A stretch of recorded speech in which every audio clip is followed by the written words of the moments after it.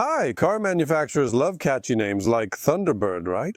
After all, no one expected it to throw thunderbolts from the sky. There were Grands, Maxes, Raptors, Superfast, all trying to make a statement with those names. But they didn't have to be absolutely the best in that aspect. They were just nice names. The Jaecoo 7 car is known in China as the Super Hybrid in its plug-in version. As if they wanted to say to everyone else, well, you're having a great time in this hybrid sandbox. It's nice that you're building something there. Now we'll show you how it's really done. Here's the Super Hybrid. But is it really that super?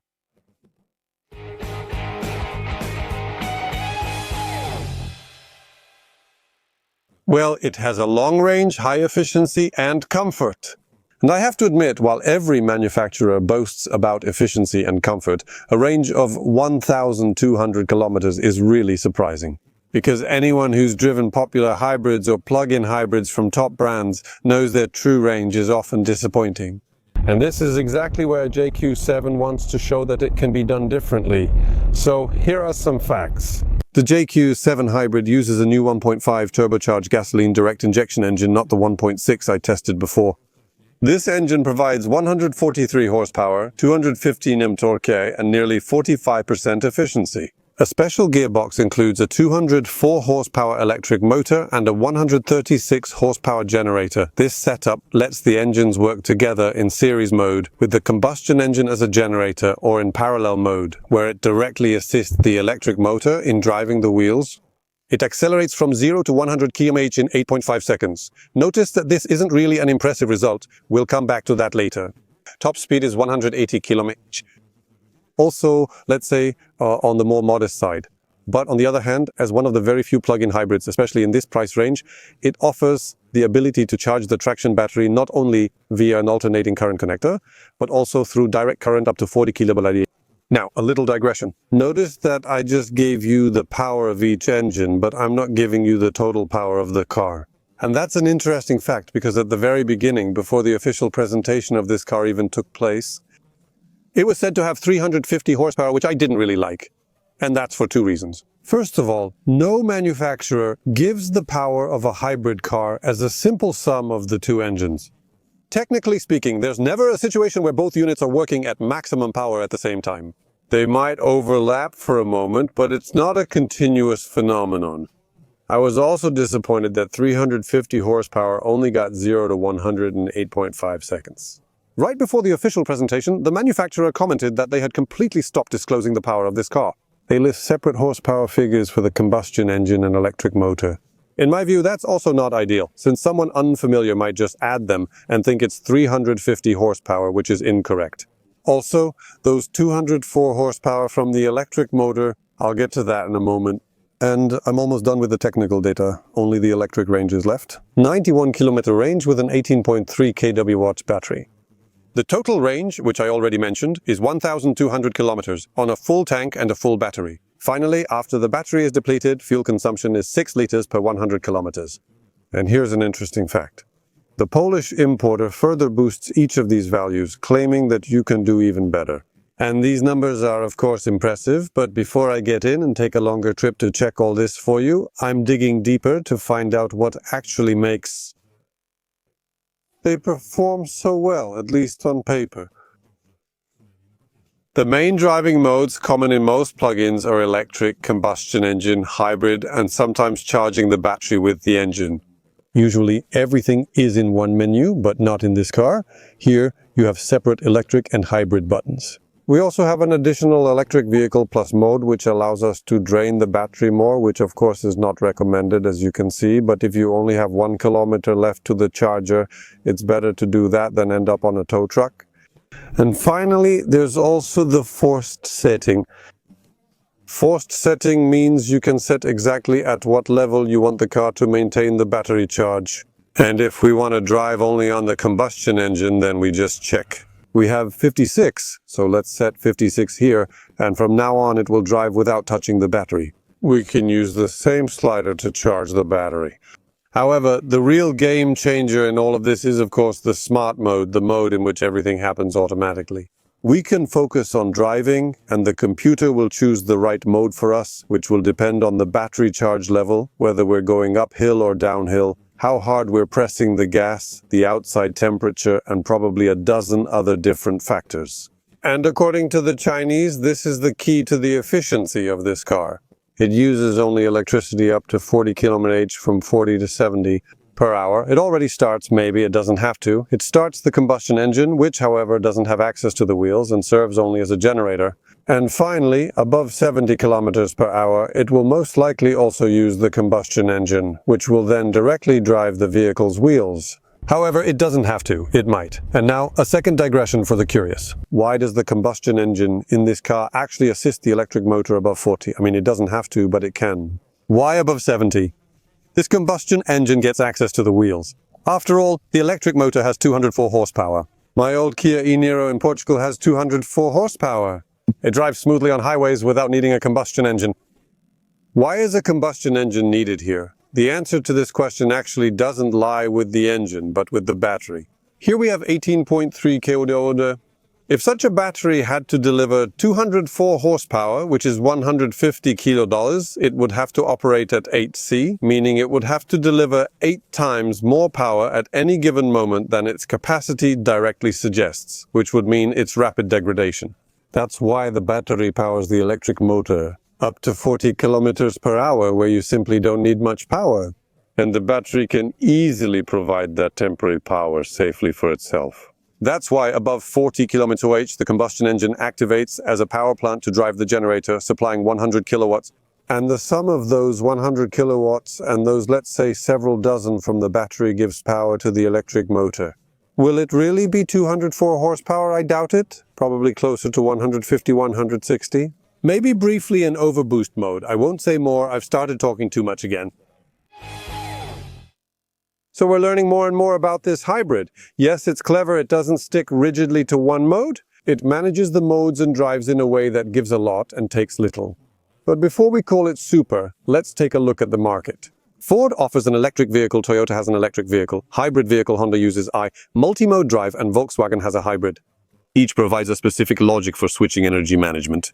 So the very idea of intelligent mode selection in the world of plugins isn't anything exotic, maybe.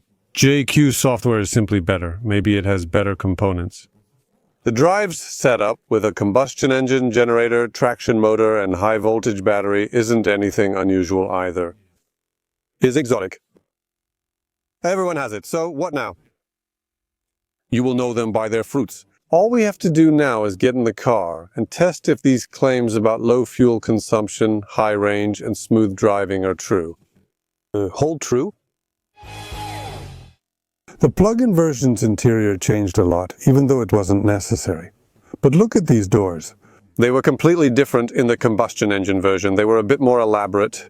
The center tunnel has also changed because now it's completely flat. But here there used to be a gear selector as well as a knob for selecting modes. The gear shifting has moved to under the steering wheel, while the modes can now be changed here on the screen. I would say that these are changes that someone was planning anyway, and they just happened to introduce them with the plug-in, because I don't think that switching to a plug-in drive actually required the kinds of changes that were made here. Oh, I almost forgot, there's one more interesting difference. In this spot, in the combustion Jake, there's a button to start or stop the engine. However, in the plug-in version, there is no such button. There's no need to start the engine since I sat down, pressed the brake, so I must want to drive. We're chatting while I drive and test.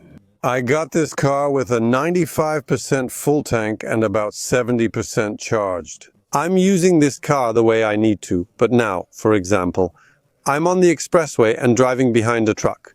I'm not driving at 120 when I go back to Lublin. I'll also check at 120. But for now, I want to see how economical I can be. And strange things are happening. As soon as we got on the expressway, the battery dropped to about 6 kilometers. I figured we'd now drive mainly on the combustion engine and didn't check the computer for a while. Now I look, 19 kilometers of range. Actually, the further I drive, the more convinced I am that what the manufacturer meant by calling this hybrid a super hybrid is, of course, the intelligence of the drive. But it also has something that probably none of the other plug-in hybrids have. A huge 60-liter tank, which is 3 liters more than the gasoline version. That also fits with the decision why this car doesn't have all-wheel drive. Because if someone wants the Jaecoo 7 with 4x4, no problem. That version exists. And now I'm in Warsaw. I've driven 198 kilometers, and I used 190 on gasoline here. But on electricity, I used about 40. That means the computer predicted I would go a bit farther. Anyway, from the last 50 kilometers, pretty interesting results. 3.9 on fuel alone, some energy consumption as well, which gave an average energy consumption of 4 liters per 100 kilometers. However, note one thing. They either provide the parameters I'm actually looking for from the last 50 kilometers, or they refer to the reset, but they don't give any calculations per 100. They only provide the number of liters that have been used. 7.8 divided by 198 kilometers, so that gives me a consumption of around 3.9. The question is, why don't they show 3.9? They calculated it for the whole route since the reset, but only count the last 50 km. It's a bit confusing, but the results actually turn out quite positive anyway. And how does it drive? Well, if you've ever tested the Jaecoo 7 with a combustion engine and got out of it with a slight sense of disappointment, feeling it could have been more dynamic, then the Super Hybrid is exactly for you. Here you definitely won't be lacking in driving dynamics. Never mind whether this car has fewer or more horsepower.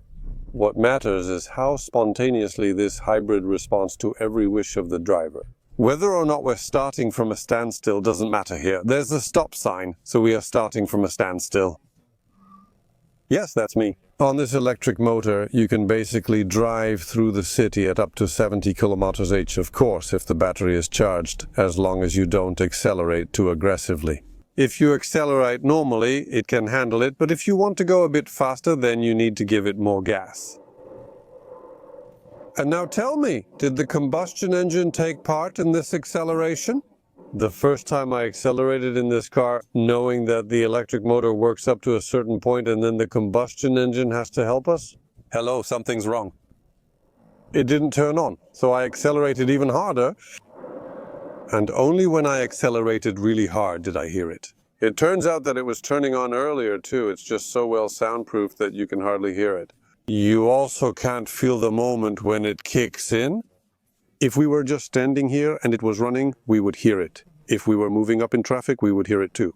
And if you're asking a very reasonable question, why should the engine be running in traffic or while stopped if you're not going anywhere? Well, that's probably exactly where the intelligence of this energy management system comes in. When it starts the engine, for example, when it's cold, it won't just shut it off right after starting, just to help with acceleration. Since it's already running, it makes sense to warm it up. The car is incredibly configurable. You control acceleration by selecting driving modes. You can set how it will turn because you choose the steering system mode. You can set the braking in so many ways because to start with, you can set the recuperation to weaker or medium strong.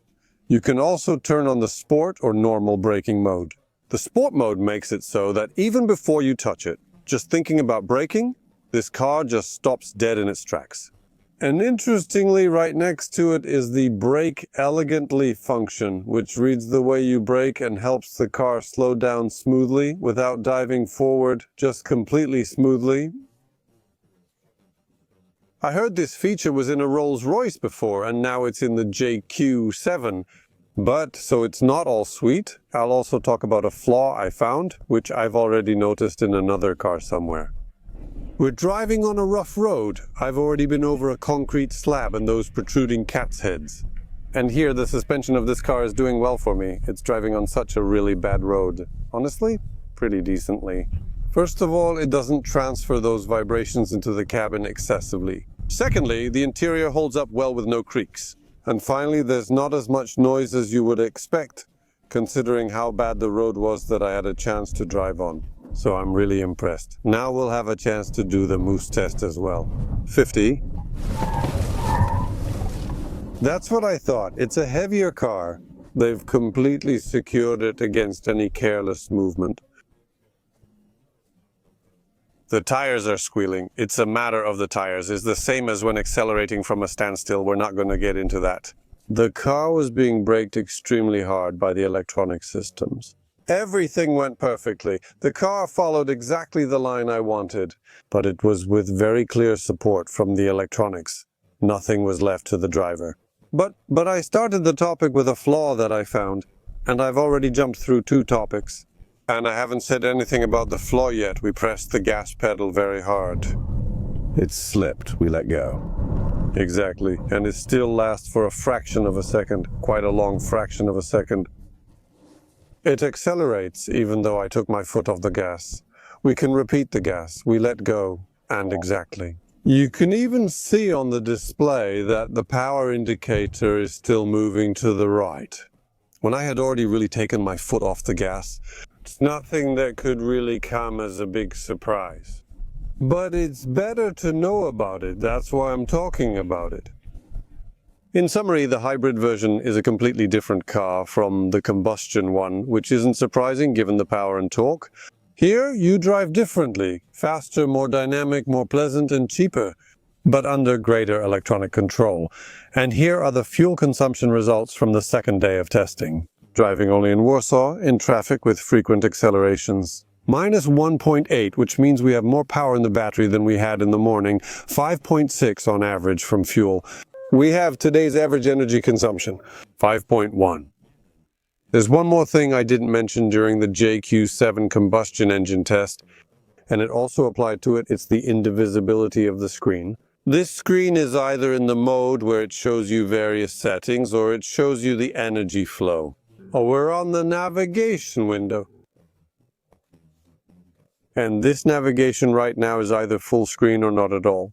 Here we can switch between windows like on phones, but it still requires switching.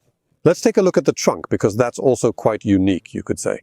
The capacity of this trunk is 500 liters. And that's actually 64 liters less than in the front-wheel drive gasoline version. But it's 20 liters more than in the gasoline version with all-wheel drive. Friends, I'm going back to Lublin now and will return this car soon. I also tested fuel consumption at 120 on the ESC Warsaw-Lublin route and got 6.4. You can see the result on the screen. I think it's a good time to summarize the test. I think that dynamic and economical driving are the main advantages of this hybrid. Of course, long driving considering the range. So if you have the possibility to charge this car, whether from a home socket or even better from your own solar panels or at work, it's worth considering buying this more expensive version. Of course, the 20,000 zlotys will pay off over some time, but that time will be spent in a nice driving car. And is this hybrid super? Show me another hybrid with a 1,200 kilometer range. In that sense, yes, it's impressive, though it's not something we need daily. And maybe on a daily basis, this car really drives like other plug-in hybrids, but it's cheaper than them. And that's great too. And you know what I like the most about this price? It's that when we take a seat inside in the cabin, you absolutely can't see or feel that price difference. As I said during the Jaecoo 7 combustion version test, thank you for watching. I hope I was able to give you a better understanding of this drive version. &G Auto Lublin, subscribe and see you next time. Remember to subscribe and see you in the next videos. Hi,